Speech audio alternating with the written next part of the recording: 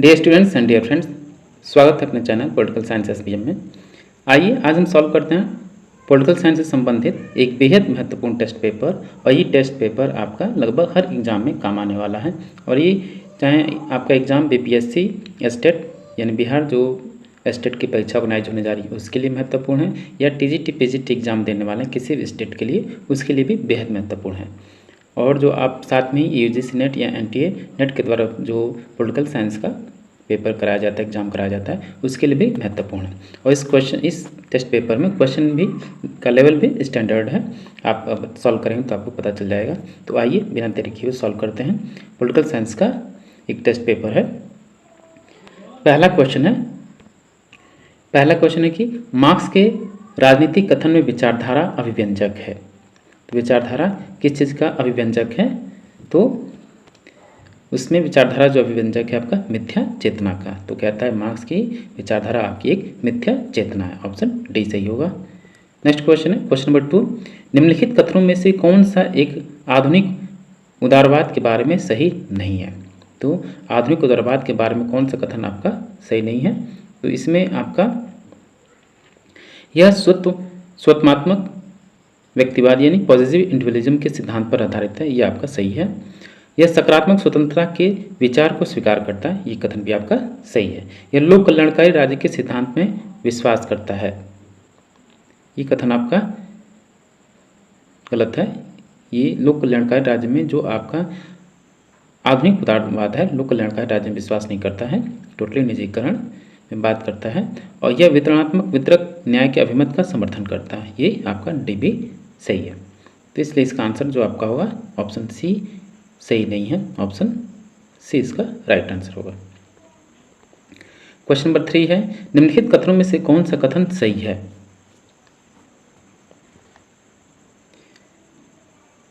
तो इसका जो ऑप्शन डी है, एक ऐसी व्यवस्था एक लोक कल्याणकारी राज्य की कल्पना में निहित है। एक जो आपका वेलफेयर स्टेट है उसकी कल्पना में क्या निहित है? तो उसमें निहित है कि एक ऐसी व्यवस्था जो सामाजिक सुरक्षा और जरूरतमंद तथा विभिन्न लोगों को सहायता देने के लिए राज्य के हस्तक्षेप के साथ साथ व्यक्तिगत संपत्ति के अधिकार को मिलाती हो। तो ऑप्शन डी इसमें राइट आंसर होगा। ये आपका कल्याणकारी राज्य की परिकल्पना से संबंधित है। क्वेश्चन नंबर 4 है, वितरक न्याय के लिए आधार है। तो वितरणात्मक न्याय के लिए क्या आधार है आपका? तो इसमें इसका आंसर होगा वितरणात्मक न्याय के लिए जो आपका आधार है योग्यता है, अर्हता है और आवश्यकता है। ऑप्शन डी राइट आंसर होगा। नेक्स्ट क्वेश्चन है क्वेश्चन नंबर 5, निम्नलिखित में से कौन सा नकारात्मक स्वतंत्रता का प्रतिपादक है? तो नकारात्मक स्वतंत्रता का जो प्रतिपादक है आपका आइजैक बर्लिन है। ऑप्शन बी सही होगा। नेक्स्ट क्वेश्चन है क्वेश्चन नंबर 6, एक सभ्य समुदाय के किसी सदस्य की इच्छा के विरुद्ध शक्ति का समुचित प्रयोग करने का केवल एक ही लक्ष्य होना चाहिए कि जिससे दूसरों को हानि न पहुंचे। उपर्युक्त विचार किससे संबंधित है? तो ये आप सभी को पता है कि ये विचार आपका जेएस मिल से संबंधित है। और ये दो प्रकार की स्वतंत्रता की बात करता है, स्वविषयक और पर विषय की बात करता है। और इसकी पुस्तक का नाम आप सभी को पता है कि ऑन लिबर्टी है, essays on liberty. Next question है क्वेश्चन नंबर 7, बारकर का न्याय संबंधी विचार संश्लेषण है। यानी उसका जो बारकर ने न्याय संबंधी विचार दिया किसका मिला जुला रूप है? तो है आपका स्वतंत्रता और समानता का वो मिला के न्याय की बात करता है। तो ऑप्शन ए सही होगा। क्वेश्चन नंबर 8 है, बुद्धि खतरनाक है क्योंकि यह श्रद्धा की उपेक्षा करती है। विज्ञान विध्वंसक है क्योंकि यह हर विश्वास का हरण करता है। तर्क खराब है क्योंकि यह नैतिक विचार के विरुद्ध दूरदर्शिता की बात करता है। निम्नलिखित कथन कौन सा एक उपयुक्त विचार का समर्थन करता है? यानी किस चीज़ कौन इस विचार का समर्थक कौन करता है, यानी ये किसके द्वारा कहा गया? तो ये कथन आपका रूसो के द्वारा कहा गया। ऑप्शन ए राइट आंसर होगा। नेक्स्ट क्वेश्चन है क्वेश्चन नंबर 9, लॉक के अनुसार इसमें कौन सा कि लॉक कहता है कि सभ्य समाज के रूप में संगठित होने और सरकार के अधीन अपने को बनाए रखने में मनुष्यों का बड़ा और प्रमुख लक्ष्य अपनी संपत्ति की रक्षा करना था, या सुरक्षा था। उपर्युक्त कथन में संपत्ति इंगित करता है। तो उपर्युक्त कथन में संपत्ति किसको इंगित करता है लॉक? तो वो आपका है जीवन और स्वतंत्रता को संपत्ति के रूप में इंगित करता है। ऑप्शन बी राइट आंसर होगा। क्वेश्चन नंबर 10 है, निम्नलिखित कथनों पर विचार कीजिए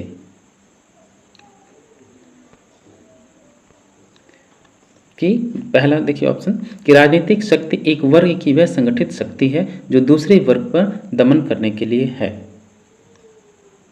ठीक, राज्य का अस्तित्व बने रहने से समाज में वर्ग विद्वेष बना रहना अपरिहार्य है और राज्य समाज पर बाहर से आरोपित शक्ति नहीं है, वास्तव में यह समाज के विकास के विशेष चरण में उसका उत्पाद है। राज्य नागरिक समाज से स्वतंत्र है। तो उपर्युक्त कथनों में कौन कौन से राज्य के मार्क्सवादी सिद्धांत के प्रतिपादक, यानी इन चारों ऑप्शन में से कौन सा ऐसा कथन है जो आपका मार्क्सिस्ट थ्योरी ऑफ स्टेट से रिलेटेड है। तो इसका जो आंसर आपका एक तो ए सही है, पहला भी सही है, दूसरा सही है और तीसरा। चौथा आपका नागरिक समाज, राज्य नागरिक समाज से स्वतंत्र है, ये मार्क्सवादी सिद्धांत से संबंधित नहीं है। तो इसलिए ऑप्शन 1, 2, 3 सही होगा, यानी ऑप्शन बी सही होगा। नेक्स्ट क्वेश्चन है क्वेश्चन नंबर 11। इसमें देखिए मैच करना है आपको। एक तरफ संपत्ति के विचार संबंधित विचार है और दूसरे से संबंधित दूसरी तरफ आपका उससे संबंधित विचारक हैं।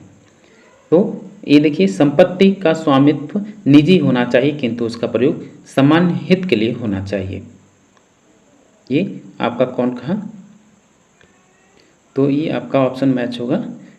ये अरस्तु का है, संबंधित है, ए का 5वां अरस्तु से संबंधित है। संपत्ति चोरी बेहद महत्वपूर्ण कोट है ये। तो ये कोट आपका एक तो ए का 5वां संपत्ति चोरी है प्रोधो का कथन है।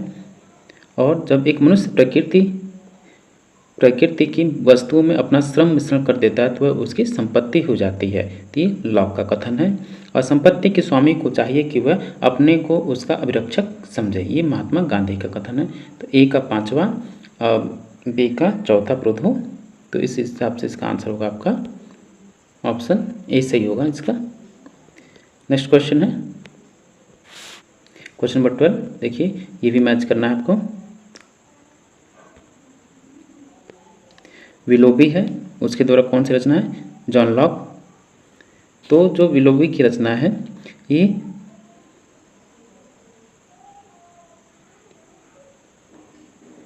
तो विलोबी, इसका द नेचर ऑफ स्टेट इसकी रचना है। ये 31वां Locke two treatise of civil government, ये सही है। रूसो द सोशल कॉन्ट्रैक्ट और जेम्स प्रथम the law of free monarchies है। तो इस हिसाब से आपका इसका आंसर होगा ऑप्शन नंबर डी।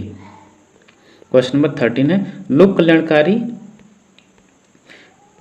राज्य का सर्वाधिक महत्वपूर्ण कार्य उन परिस्थितियों का निर्माण करना है जो सुनिश्चित करे, किस चीज को सुनिश्चित करे?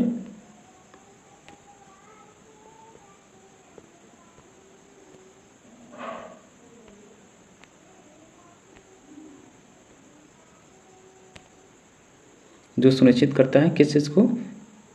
तो सामाजिक न्याय को। नेक्स्ट क्वेश्चन क्वेश्चन नंबर 14 सही अर्थों में अधिकार विधि की सृष्टि कहे जा सकते हैं। तो किसके द्वारा ये कथन है कि सही अर्थों में अधिकार विधि की सृष्टि कहे जा सकते हैं? तो ये बेंथम का कथन है। नेक्स्ट क्वेश्चन है निम्नलिखित विशेषताओं पर विचार कीजिए। तो क्या विचार करना है कि इसमें आपका पूछ रहा है कि इनमें से कौन संसदीय सरकार के लक्षण हैं। तो आइए देखते हैं कि निम्नलिखित विशेषताओं पर विचार कीजिए। तो पहली विशेषता है इसकी कि नाममात्र या नामधारी राज्याध्यक्ष की उपस्थिति, ये आपका संसदीय लोकतंत्र की विशेषता है। मंत्रिमंडल का सामूहिक उत्तरदायित्व, ये भी विशेषता है, संसदीय सरकार के लक्षण है। विधायिका के प्रति कार्यपालिका की जवाबदेही, ये भी है। लेकिन ऑप्शन 4 देखिए शक्तियों का पृथक्करण, ये संसदीय सरकार के लक्षण नहीं है। तो ऑप्शन 4 से नहीं, ये आपका अध्यक्षीय सरकार के लक्षण है जो कि अमेरिका में प्रचलित है। तो इसलिए इसका 1, 2, 3, 4 1, 2, 3 ही सही है। तो ऑप्शन डी सही होगा। नेक्स्ट क्वेश्चन है क्वेश्चन नंबर 16 कि संघीय व्यवस्था में क्या होता है कि पूछा है संघीय व्यवस्था में क्या विशेषता होती है। तो संघीय विशेषता में आपका संघ और जो राज्य है अनश्वर है। ऑप्शन डी सही होगा। क्वेश्चन नंबर 17 निम्नलिखित में से कौन सा एक वक्तव्य अमेरिका की अध्यक्षात्मक प्रणाली में नियंत्रण और संतुलन के सिद्धांत को सही प्रकार से स्पष्ट करता है? तो इसमें जो ऑप्शन आपका सी है, विधायिका, कार्यपालिका और न्यायपालिका के कार्य एक दूसरे को नियंत्रित कर सकें, जिससे सरकार का कार्य संचालन सरलतापूर्वक संपन्न करने के लिए संवैधानिक संतुलन बने। ऑप्शन सी राइट आंसर होगा। नेक्स्ट क्वेश्चन है क्वेश्चन नंबर 18। इसमें आपको मैच करना है। तो कंटेनमेंट इसमें पूछा है कि इनमें से कौन कौन से युग्म सम्मिलित हैं। कंटेनमेंट बोर्ड रक्षा मंत्रालय द्वारा केंद्रीय प्रशासित, जितने भी कंटेनमेंट बोर्ड है वो रक्षा मंत्रालय के द्वारा प्रशासित होता है। ये आपका ऑप्शन 1 सही है। नोटिफाइड एरिया कमेटी, नए विकासशील नगरों का प्रशासन, ये भी आपका सही है। और म्यूनिसिपल काउंसिल, एक निर्वाचित मेयर की अध्यक्षता में प्रशासन। म्यूनिसिपल काउंसिल की मेयर अध्यक्षता नहीं करता है ये। ऑप्शन 3 इसमें रॉन्ग है। और ऑप्शन 4 देखिए, इसमें चूंकि ऑप्शन 4 नहीं है तो आपका 1 और 2 सही होगा। ये आपका ऑप्शन भी डिसमैच है, इसको छोड़ दीजिए डाउट में। केवल 1 और 2 इसमें सही है। नेक्स्ट क्वेश्चन है क्वेश्चन नंबर 19। निम्नलिखित में से किसने स्थानीय स्वशासन को भारत में लागू किया। तो स्थानीय स्वशासन को भारत में लागू करने वाले लॉर्ड रिपन है। Option B. नेक्स्ट क्वेश्चन है क्वेश्चन नंबर 20। निम्नलिखित में से कौन सा एक मंत्रिमंडल को उत्तरदायी बनाने का उपाय नहीं है। बेहद महत्वपूर्ण क्वेश्चन है ये, आपसे बार बार पूछा जाता है, क्योंकि थोड़ा सा इसमें है, थोड़ा सा जैसे कि ऐसे क्वेश्चन लोग नहीं पढ़ते हैं, तो ये आपका महत्वपूर्ण क्वेश्चन है कि कौन सा एक मंत्रिमंडल को उत्तरदायी बनाने का उपाय नहीं है। तो इसमें जो उत्तरदायी बनाने, मंत्रिमंडल को उत्तरदायी और ज़्यादा आपको इसको अकाउंटेबल बनाने के लिए आपसे मंत्रिमंडल से आप विभिन्न प्रकार के प्रश्न पूछ सकते हैं और तौर तरीके अपना सकते हैं।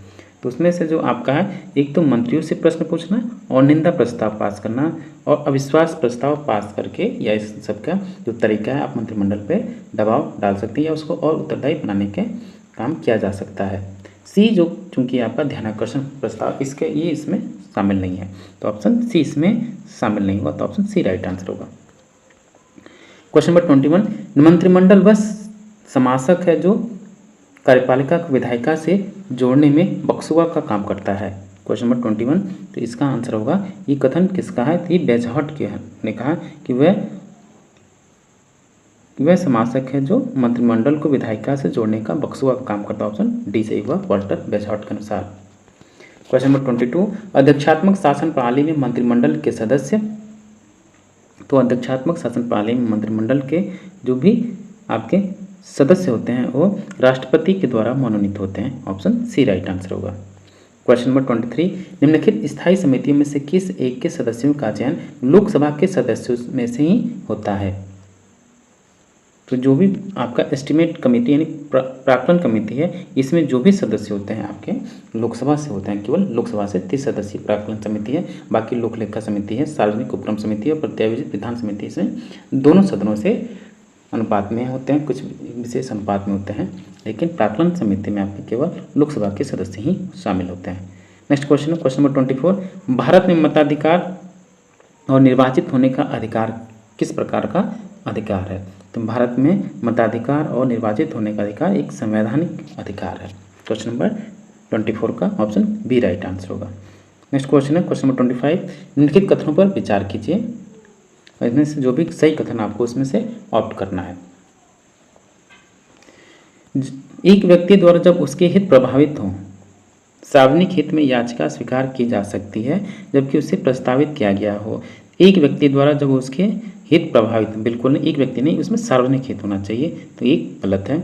एक समूह द्वारा जब उसके सदस्यों के हित प्रभावित हों, बिल्कुल नहीं, केवल समूह नहीं, सार्वजनिक ही होना चाहिए, तभी आप उसको याचिका दायर कर सकते हैं, PIL दायर कर सकते हैं। एक व्यक्ति अथवा समूह द्वारा जब आमतौर पर जनसाधारण के हित प्रभावित हो, देखिए आ गया, तो ऑप्शन 3 इसमें एक सही होगा।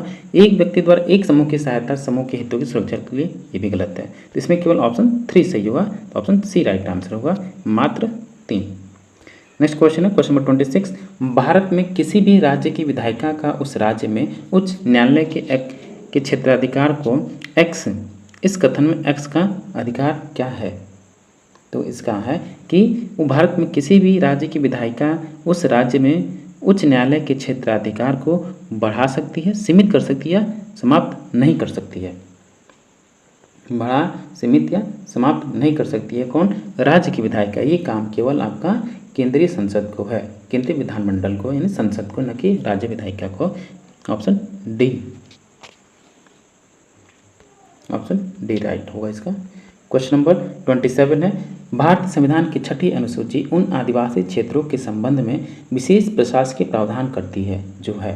तो क्वेश्चन नंबर 27 का आंसर होगा ऑप्शन ए, जो आपकी 6ठी अनुसूची है आदिवासी यानी अनुसूचित जनजाति क्षेत्र जो असम, मेघालय, त्रिपुरा, मिजोरम से संबंधित है। ये आपका बेहद महत्वपूर्ण क्वेश्चन है। ऑप्शन ए राइट आंसर होगा। ऐसे क्वेश्चन आपसे बार बार पूछे जाते हैं ताकि आप कन्फ्यूज हो और गलत कराएं। क्वेश्चन नंबर 28 है, निम्नलिखित में से किस एक राज्य में संवैधानिक दृष्टि से राज्यपाल के लिए अनिवार्य है कि वह आदिवासी मामलों के प्रभारी के रूप में एक मंत्री भी नियुक्त करे? क्वेश्चन नंबर 28 का आंसर होगा ऑप्शन नंबर डी, नागालैंड के लिए एक संवैधानिक उपबंध है। क्वेश्चन नंबर 29, भारत सरकार का प्रथम विधि अधिकारी कौन सा होता है? बेहद आसान क्वेश्चन।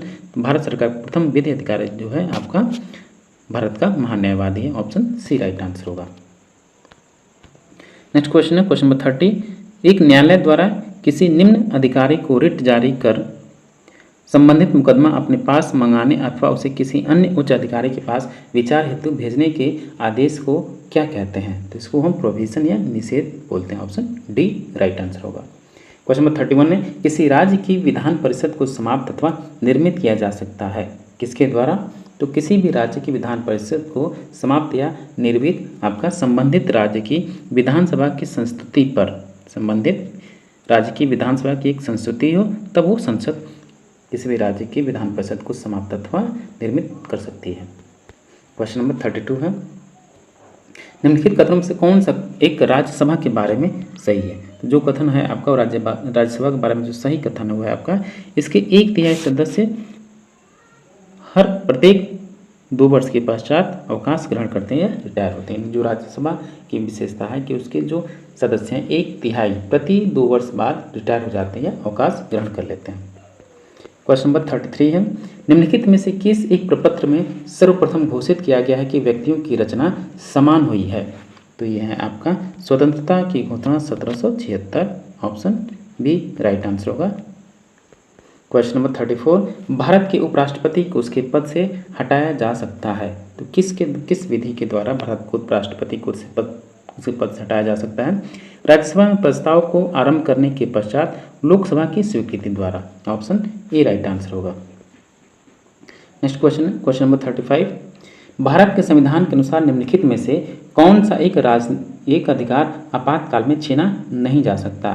तो जो आपका आपातकाल में किसी भी स्थिति में जो आपका मौलिक अधिकार है वो आपका जीवन का अधिकार किसी भी स्थिति में आपसे छीना नहीं जा सकता है, चाहे वो आपातकाल किसी प्रकार का भी आपातकाल हो, चाहे वो 352 के द्वारा हो, 356 के द्वारा हो, ये किसी भी स्थिति में जीवन का अधिकार आपसे छीना नहीं जा सकता।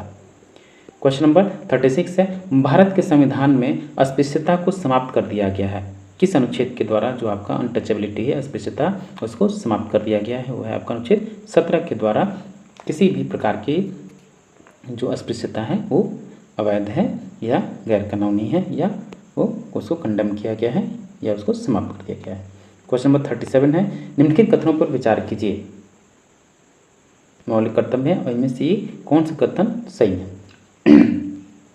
देखिए जरा, भारत के संविधान के सदा अंग रहे मौलिक कर्तव्य? बिल्कुल नहीं। 42वें संविधान संशोधन 1976 में इसको शामिल किया, मूल संविधान में नहीं था। तो ऑप्शन 1 गलत है। संविधान संशोधन के द्वारा जोड़े गए, हाँ ये सही है। 42वें संविधान संशोधन 1976 के द्वारा इसको शामिल किया गया और सरदार स्वर्ण सिंह समिति की सिफारिश पर इसको शामिल किया गया। ऑप्शन 3 देखिए, भारत के सभी नागरिकों के लिए अधिदेशात्मक हैं? बिल्कुल गलत, ऐसा कुछ नहीं है। ऑप्शन 2 केवल सही होगा, यानी ऑप्शन सी। क्वेश्चन नंबर 38 है, निम्नलिखित में से कौन सा एक राज्य के नीति निर्देशक सिद्धांतों का उद्देश्य नहीं है? तो कौन सा उद्देश्य नहीं है आपका? कि एक धार्मिक राज्य की स्थापना करना नीति निर्देशक तत्वों का उद्देश्य नहीं है। ऑप्शन सी राइट आंसर होगा। नेक्स्ट क्वेश्चन है क्वेश्चन नंबर 39, भारत के संविधान के किस भाग में अंतर्राष्ट्रीय शांति और सुरक्षा हेतु राज्य को दायित्व सौंपा गया है? तो ये राज्य के नीति निर्देशक तत्वों में शामिल है या राज्य के नीति निर्देशक सिद्धांतों में शामिल है। ऑप्शन बी राइट आंसर होगा। नेक्स्ट क्वेश्चन है क्वेश्चन नंबर 40, निम्नलिखित युग्मों पर विचार कीजिए। अध्यक्षात्मक लोकतंत्र, मंत्रिमंडल का वर्चस्व विधायिका के अंदर और विधायिका के बाहर भी। ऐसा कुछ नहीं है, मंत्रिमंडल का वर्चस्व विधायिका के अंदर नहीं होता है।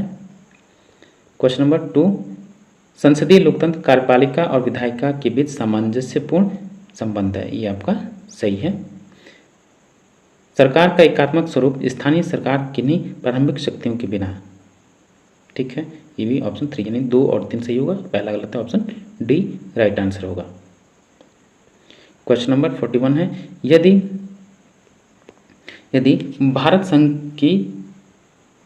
भारत की संघ सरकार किसी राज्य या राज्यों के समूह को निर्देश दे कि वह निःशुल्क तथा अनिवार्य शिक्षा अनुच्छेद 45, गो हत्या निषेध अनुच्छेद 48 तथा मदिरा नशाबंदी अनुच्छेद 47 को लागू करें और यदि राज्य इसे लागू करने से इनकार कर दे तो कौन सी स्थिति उत्पन्न हो सकती है या किसके विरुद्ध इसका सहारा लिया जा सकता है? तो इसका आंसर होगा ऑप्शन नंबर 1 कि 356 का उल्लंघन इन राज्यों के विरुद्ध लिया जा सकता है।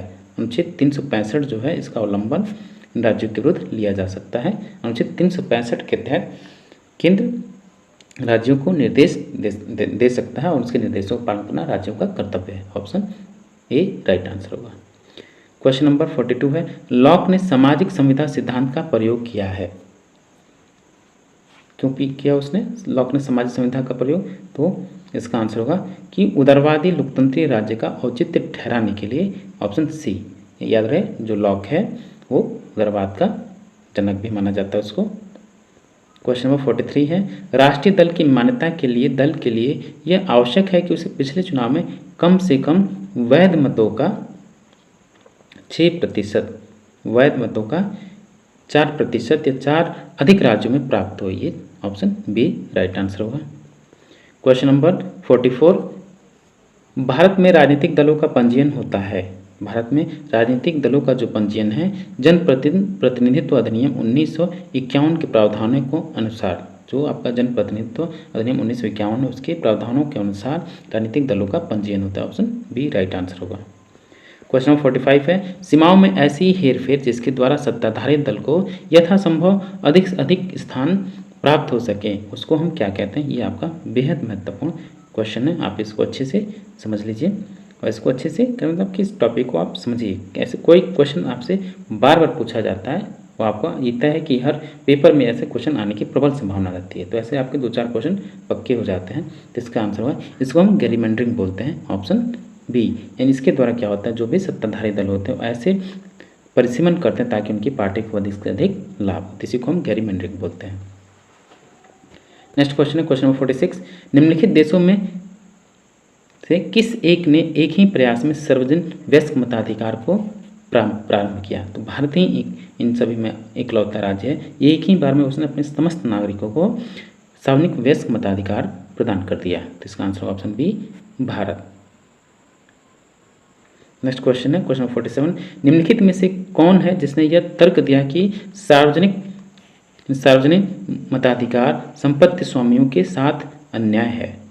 ये किसका कथन है? तो ये कथन आपका जेएस मिल है। ऑप्शन ये सार्वजनिक वयस्क मताधिकार का प्रबल विरोधी है। ये भारित मतदान या वर्गीय मतदान की बात करता है जॉन स्टुअर्ट मिल।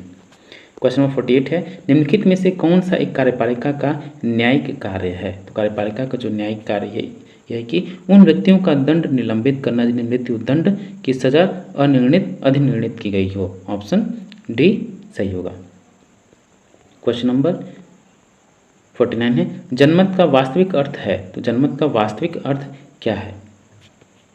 जनमत का वास्तविक अर्थ क्या है? तो जनमत का जो आपका वास्तविक अर्थ है वो है आपका कि वह मत जो सारे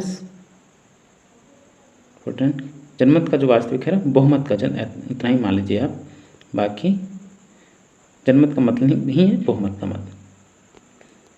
क्वेश्चन नंबर 50 है कि निम्नलिखित युग्मों पर विचार कीजिए। लॉक स्वतंत्रता तथा अनुज्ञप्ति यानी लिबर्टी एंड लाइसेंस की बात करता है, ये आपका सही है। आइजापल्लन दल की तानाशाही यानी डिक्टेटरशिप ऑफ पार्टी, ये कथन भी आइजापल्लन के द्वारा दिया गया सिद्धांत सही है। बेंथम सहमति का सिद्धांत, ये उसका नहीं है, उपयुक्तवाद का सिद्धांत देता है। ऑप्शन 3 डिसमैच है, यानी गलत है। तो केवल एक और दो सही होंगे, यानी ऑप्शन ए राइट आंसर होगा। नेक्स्ट क्वेश्चन है क्वेश्चन नंबर 51।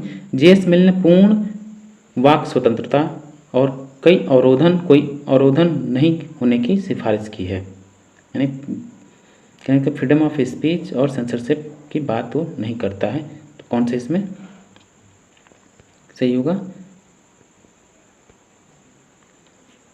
तो कि जेएस मिल जो है आपके सभी स्थितियों में, चाहे वो दृष्टिकोण आंशिक या पूर्ण रूप से सही हो या गलत हो, उनको आपको विचार एवं अभिव्यक्ति की स्वतंत्रता प्रदान करनी चाहिए और किसी प्रकार का अवरोधन नहीं होना चाहिए। तो ऑप्शन डी राइट आंसर होगा। आप क्योंकि आपको पता है कि जो मिल है तो स्वतंत्रता का विचार एवं अभिव्यक्ति और स्वतंत्रता का प्रबल समर्थक है। डियर स्टूडेंट्स, एक बार फिर आपको बता दें, ये जो आपका पॉलिटिकल साइंस का प्रैक्टिस सेट है, प्रैक्टिस सेट नंबर 1, आप किसी का भी एग्जाम दे रहे हैं, चाहे वो खासकर बीपीएससी पॉलिटिकल साइंस का आप एग्ज़ाम दे रहे हों, चाहे आप उसका एस्टेट का एग्ज़ाम दे रहे हैं या टीजीटी पीजीटी या आप नेट का भी एग्जाम दें, तो उसके लिए बेहद महत्वपूर्ण है, बेहद लाभार्थ, क्योंकि इससे आपको लाभ होगा और आप पैटर्न को समझ जाएंगे, या इसका जो लेवल है न ज़्यादा ईजी है नहीं ज़्यादा हार्ड है, ये मॉडरेट है। आप इसको अच्छे से सॉल्व कीजिए और समझिए और अपनी तैयारी को चेक कीजिए। नेक्स्ट क्वेश्चन है क्वेश्चन नंबर 52 का आंसर होगा क्वेश्चन नंबर 52। निम्नलिखित में किस एक का विचार है कि कॉर्पोरेट जगत के जनसंचार माध्यम पर नियंत्रण ने प्रेस की भूमिका को प्रजातंत्र की चौकीदारी से बदलकर विचारों के नियंत्रक की बना दी है, जिसमें एक सामान्य नागरिक कॉर्पोरेटवाद के अनुरूप सोचने को बाध्य है? तो इसका आंसर होगा option number D Karl Popper. Next question है क्वेश्चन नंबर 53। निम्नलिखित में से किसने प्रजातंत्र को बहुमत का अत्याचार कहा, यानी ट्रिनिंग ऑफ द मेजॉरिटी किसने कहा लोकतंत्र को? तो ये आपका डी टॉकविले हैं, ये लोकतंत्र को ट्रिनिंग ऑफ मेजॉरिटी यानी बहुमत का अत्याचारी शासन बोलते हैं।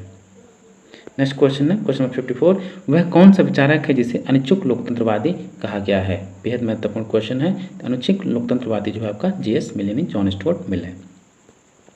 नेक्स्ट क्वेश्चन है क्वेश्चन नंबर 55। इनमें से कौन सा एक कार्य है जो केवल राजनीतिक दल से संबंधित है, न कि दबाव समूह से? तो आपका अपने चुनाव चिन्ह पर चुनाव लड़ना, ये राजनीतिक दल से संबंधित है। बाकी संगठन के लिए धन एकत्रित करना, ये आपका दबाव समूह भी कार्य करते हैं। पर्चे पुस्तिका का प्रकाशन करना, ये भी आप दबाव समूह का कार्य है। और जनसभा और रैलियों का आयोजन करना, ये भी आपके प्रेस ग्रुप काम करते हैं। लेकिन एक जो इसमें ऑप्शन है अपने चुनाव चिन्ह पर चुनाव लड़ना, केवल राजनीतिक दल का काम है, ऑप्शन बी। इसमें कोई भी दबाव समूह चुनाव नहीं लड़ता है। Question number 56। निम्नलिखित में से किसने यह तर्क दिया है कि यथोचित उदारवादी समाज वास्तविक रूप से सामान्य और पूर्वाग्रह रहित नियमों पर आधारित होगा, जिनका वितरण संबंधी प्रश्नों पर कोई प्रभाव न हो? तो इसका आंसर होगा ऑप्शन नंबर बी, एफ.ए. हेक ने कहा। क्वेश्चन नंबर 57 है। अब उदारवाद के 4 सिद्धांत हैं, इनके आविर्भूत होने का सही अनुक्रम कौन सा है, यानी कौन सा उदारवादी सिद्धांत जो है, कौन सा उदारवादी सिद्धांत पहले आया, उनका क्रम क्या है? तो ये सबसे पहले आपका वाणिज्यवाद आया, उसके बाद मुक्त व्यापार, फिर सामाजिक डार्विनवाद और फिर हस्तक्षेपवाद आया। ऑप्शन ए राइट आंसर होगा।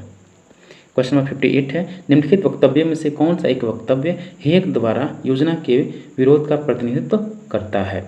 तो क्वेश्चन नंबर 58 का आंसर होगा आपका बाजार केवल डेजर्ट यानी मीठा खाद्य की व्यवस्था करता है, अतः नैतिक रूप से योजना से अधिक स्वीकार है।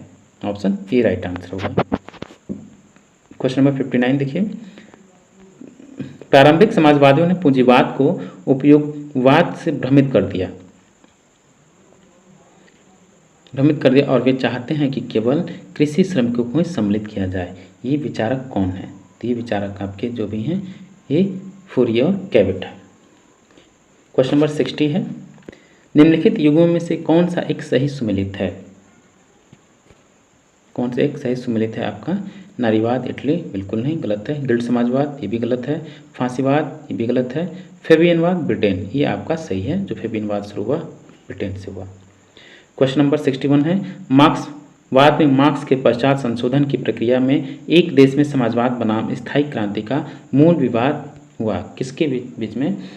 एक देश में समाजवाद बनाम स्थायी क्रांति का विवाद उत्पन्न हुआ। ये आपके स्टालिन थे और ट्रॉट्स्की के बीच में हुआ। ऑप्शन डी राइट आंसर हुआ। क्वेश्चन नंबर 62 है, निम्नलिखित में से विचारकों का कौन सा युग वैज्ञानिक समाजवाद के संस्थापकों में माना जाता है? तो आप सभी को पता ही आपके कार्ल मार्क्स और एंजल्स हैं, जो कि वैज्ञानिक समाजवाद के संस्थापकों में माने जाते हैं। क्वेश्चन नंबर 63, निम्नलिखित राजनीतिक सिद्धांतवेत्ताओं पर विचार कीजिए। बर्नस्टीन, टॉनी, स्ट्रिची और क्रॉसलैंड। इनमें से वे विचारक जिन्होंने प्रजातांत्रिक समाजवाद के विचार को अपनी विचारधारा के रूप में माना और मार्क्सवाद में संशोधन। इस प्रश्न को ये भी ऐसे ही पूछा जा सकता है कि कौन संशोधनवादी है या कौन मार्क्सवादी सिद्धांत में संशोधन करता है। तो इसका आंसर होगा, जो संशोधनवादी हैं एक तो बर्नस्टीन है और क्रॉसलैंड है। ऑप्शन सी राइट आंसर होगा, 1 और 4। नेक्स्ट क्वेश्चन है क्वेश्चन नंबर 64, फांसीवाद ने राज्य को माना है। फांसीवाद ने राज्य को क्या माना है?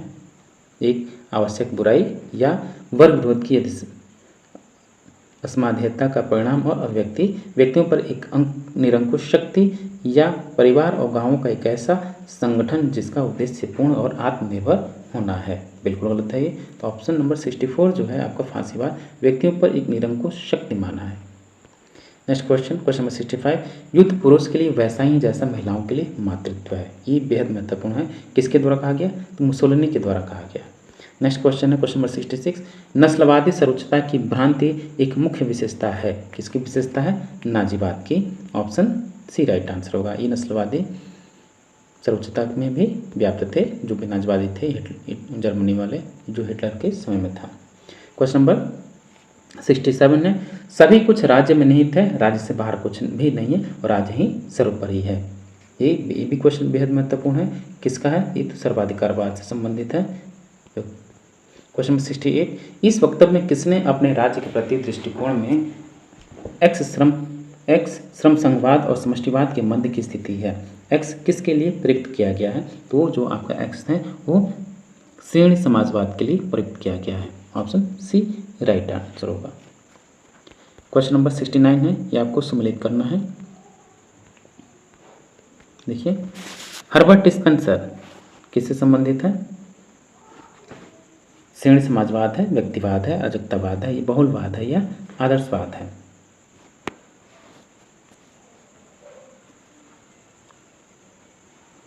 तो हर्बर्ट स्पेंसर आपका व्यक्तिवाद से संबंधित है, और जो आपका लास्की है H.J. लास्की बहुलवादी हैं। G.D.H. कोल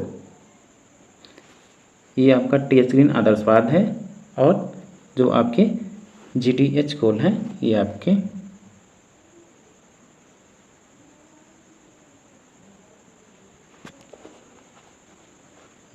श्रेणी समाजवाद से संबंधित है, श्रेणी गिल्ड सोशलिस्ट है, या आदर्शवाद से इसमें कोई नहीं है। तो ऑप्शन ए राइट आंसर होगा।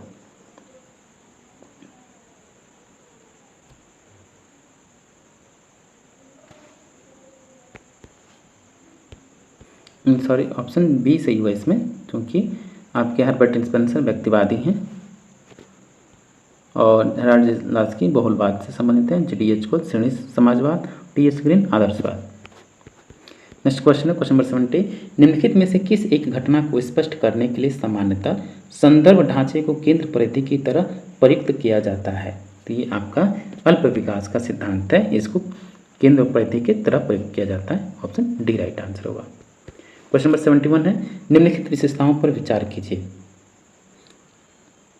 एक है सत्तावादी पद सोपान, अतिव्याप्ति पद सोपान, विषम सजातीयता और रीतिवाद।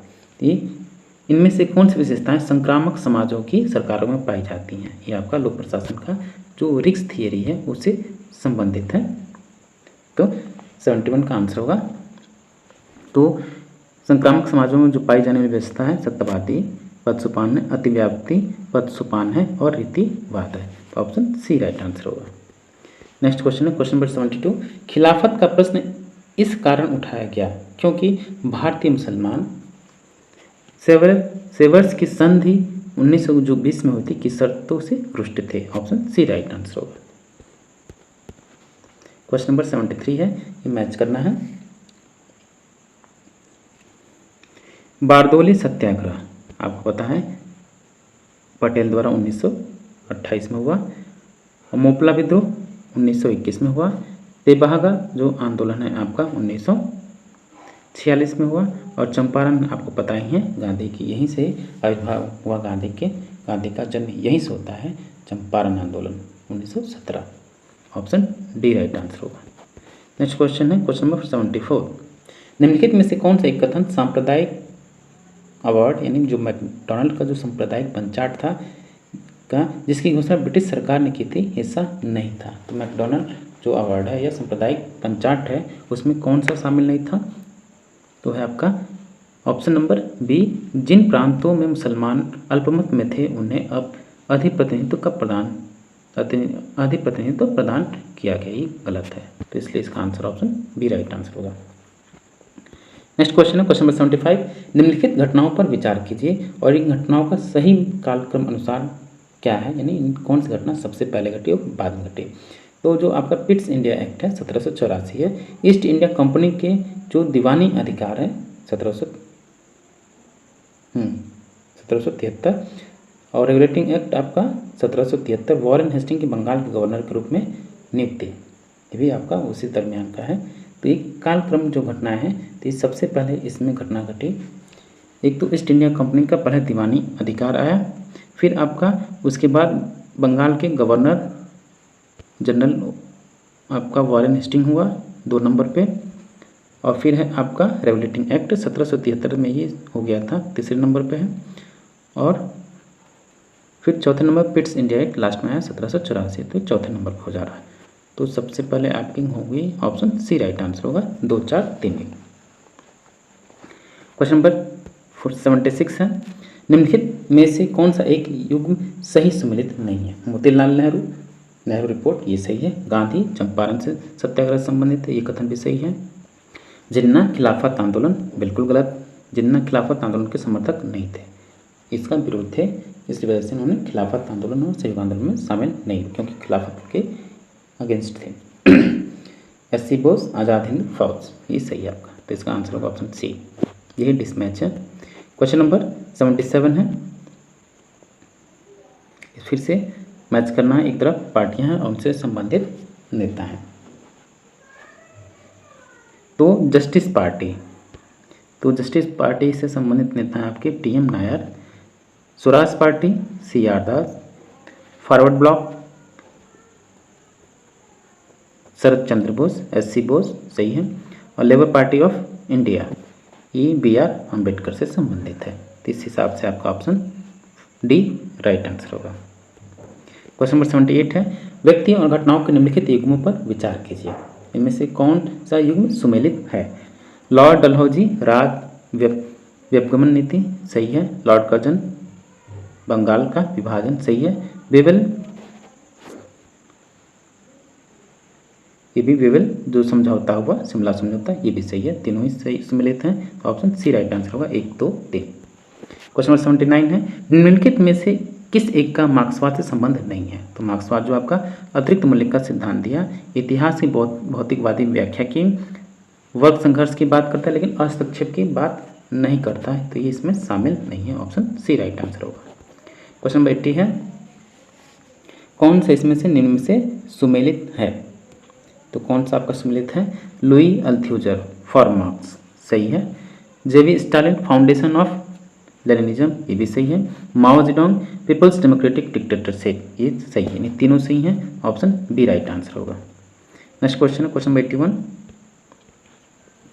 मानव अधिकारों के संबंध में 70 से अधिक अंतर्राष्ट्रीय संधियां और अभिसमय हैं जिनके हस्ताक्षरकर्ताओं में 90% से अधिक देश हैं। निम्नलिखित में से किस एक देश का इन संधियों और अभिसमयों पर हस्ताक्षर करने में सबसे अधिक खराब रिकॉर्ड रहा है? तो इकलौता ऐसा देश है वो है आपका दक्षिण अफ्रीका, ऑप्शन डी।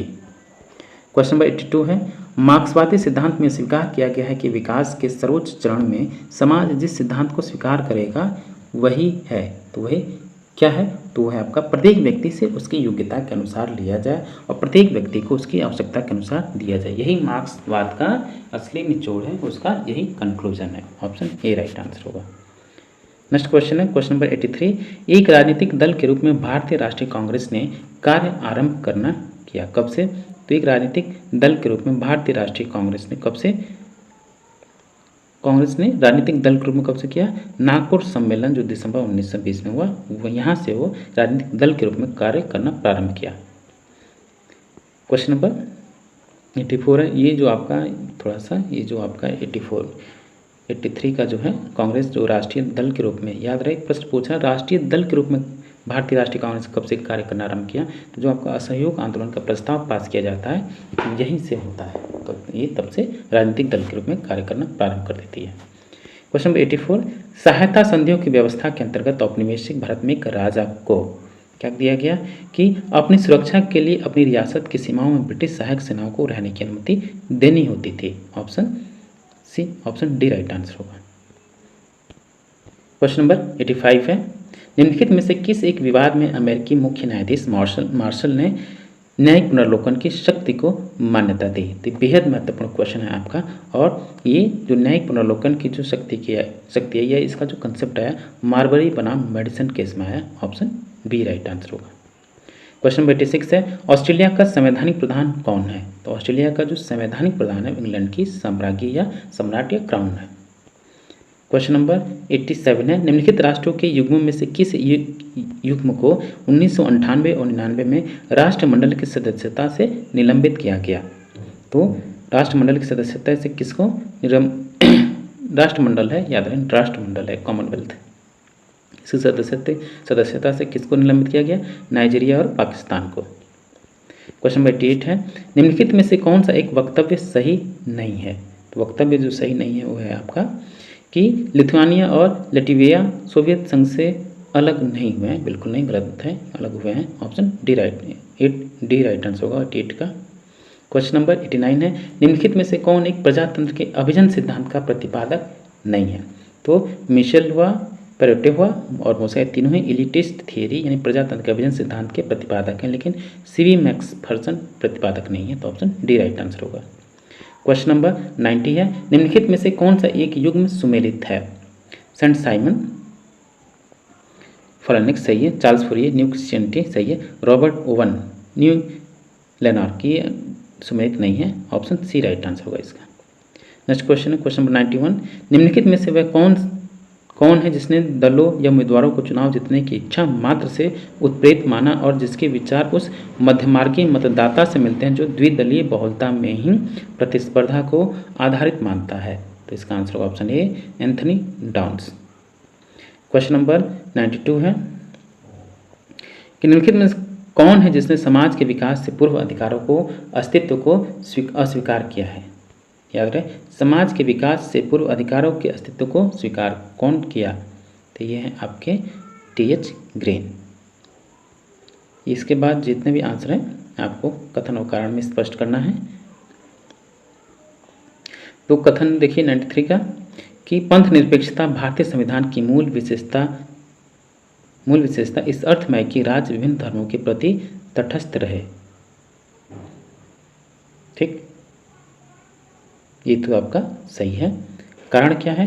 राज्य के नीति निर्देशक सिद्धांतों में एक सिद्धांत यह है कि अपने कर्तव्य के एक हिस्से की भांति वह पशुओं की नस्ल में सुधार करे और गोहत्या बंद करे। ये कथन सही है, परंतु ये एक ही सही व्याख्या नहीं है। केवल दोनों कथन ए और आर सत्य हैं, सही व्याख्या नहीं है। लेकिन क्वेश्चन नंबर 94, कोई भी व्यक्ति जो किसी नीति निर्देशक सिद्धांत के उल्लंघन से प्रभावित होता है वह न्यायालय में नहीं जा सकता।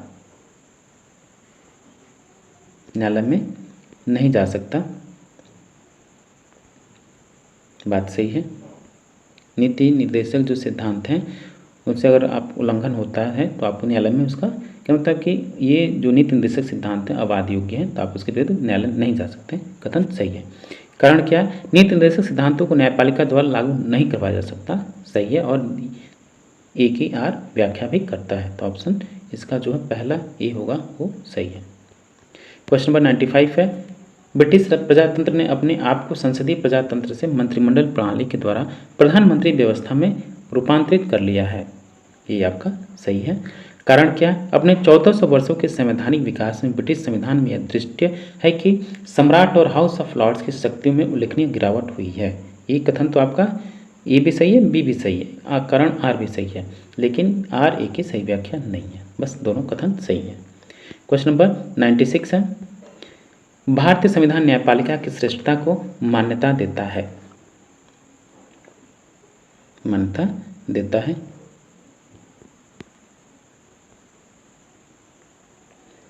क्या है?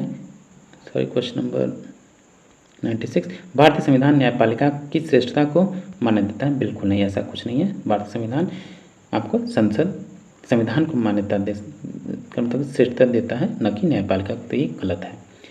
कारण क्या है? यह प्रश्न है कि मौलिक अधिकारों पर कौन सी सीमाएं औचित्यपूर्ण, इनका निर्णय न्यायालय द्वारा किया जाएगा। ये सही है, ये गलत है, ये गलत है, आर सही है।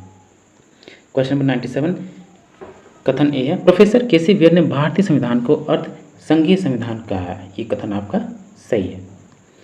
क्यों?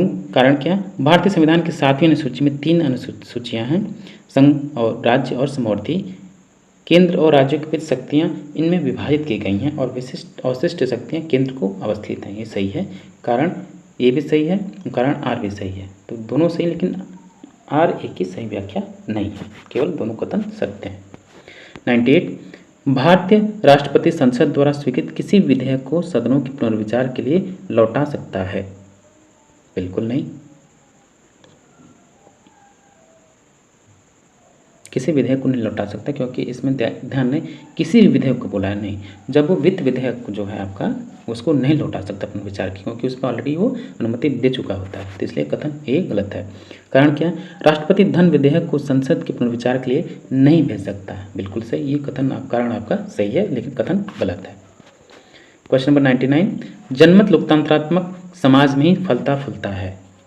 सही है, कथन ये सही है, क्योंकि कारण देखिए, यहाँ पर प्रेस की स्वतंत्रता होती है।